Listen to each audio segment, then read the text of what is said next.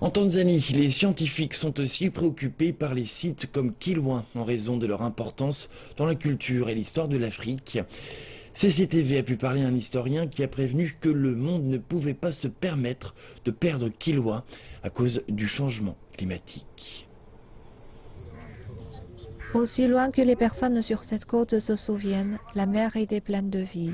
Aujourd'hui, la principale denrée, c'est le poisson, et en vivre est difficile.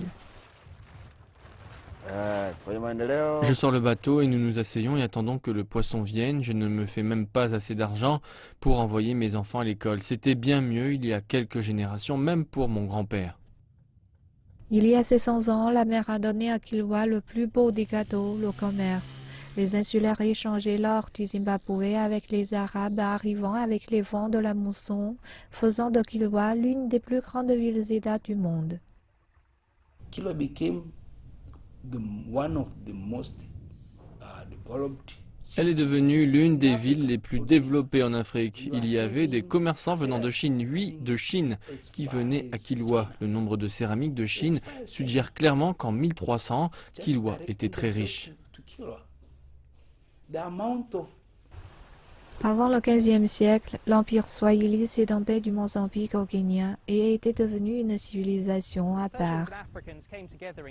Les Perses et les Africains venaient ensemble à Kilwa pour former la culture swahili et cela a influencé les gens à des milliers de kilomètres de cette côte. Elle a eu un impact sur la nourriture, la religion et la langue. En bref, elle a joué un rôle essentiel dans la formation de la culture de l'Afrique de l'Est telle que nous la connaissons aujourd'hui. Aujourd'hui, les gens sont fiers de la nourriture et de la langue de cette religion, et ces deux éléments se sont étendus à travers l'Afrique.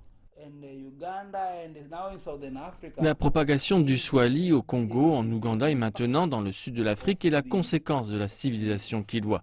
Elle est si importante et énorme. Sa langue s'est développée à l'époque moderne et nous l'avons adoptée.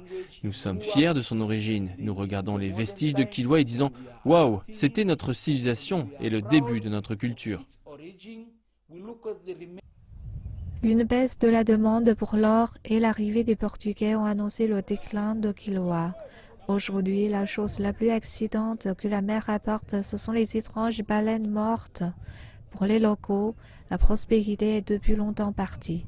Mais pour les historiens, ce serait un coup cruel si la hausse du niveau de la mer engloutit les ruines, car une partie de l'Afrique serait alors à jamais perdue.